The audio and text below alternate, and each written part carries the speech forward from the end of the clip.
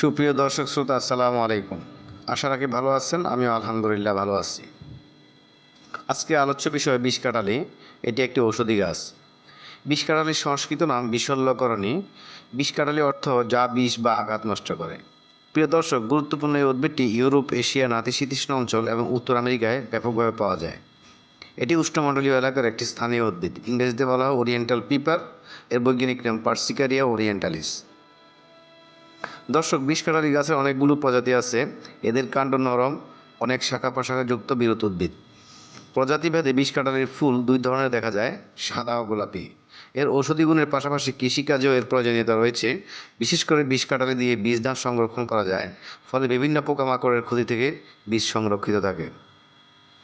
দর্শক, বিষকাঁঠালি ভেষজ গুণে সমৃদ্ধ একটি উদ্ভিদ। বিষকাঁঠালির সম্পূর্ণ উদ্ভিদ, পাতা ও বীজ ঔষধি হিসেবে ব্যবহৃত হয়। আসুন আমরা এখন সে বিষয়ে আলোচনা করব। দর্শক, বিষকাঁঠালি ফলের বীজ যক্ষ্মা রোগ নিরাময়ে ব্যবহার করা হয়। ভীমরুলের কামড়ে বিষের জ্বালা নিবারণ করতে বিষকাঁঠালির রস ব্যবহার করা হয়। এটি ডায়রিয়া এবং এক্সেসিভ মেনস্ট্রুয়াল ব্লিডিং চিকিৎসায়ও ব্যবহৃত হয়। এছাড়া গলার ইনফেকশন এবং মুখের ক্ষত নিরাময়ে দ্রুত গার্গল হিসেবে ব্যবহার করলে সুফল পাওয়া যায়। বিষকাঁঠালির পাতার রস কাটা স্থানে রক্তপাত বন্ধ করে, রক্ত, বমি ও আমাশয়ে বিষকাঁঠালির পাতার রস 1 থেকে 2 চা চামচ খেলে উপকার পাওয়া যায়। এছাড়া পোড়া ফাটানোর জন্য এর পাতার ব্যবহার লক্ষ্য করা যায়। পায়ের আঙ্গুলে ঘা হলে এই গাছ বেটে প্রলেপ দিলে অতি সহজেই ঘা ভালো হয়। এছাড়াও গরুর শরীরে উকুন হলে গরুর শোয়ার জায়গায় বিষকাঁঠালি বিছিয়ে দিলে উকুন দূরীভূত হয়।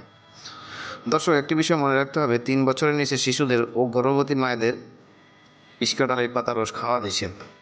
তাহলে আজ এ পর্যন্তই। প্রিয় দর্শক, আশা করি ভিডিওর তথ্যসমূহ আপনাদের উপকার আসবে। সেই কারণে আজকের মতো এখানে বিদায় নিচ্ছি। ভালো থাকবেন, সুস্থ থাকবেন। আল্লাহ হাফিজ।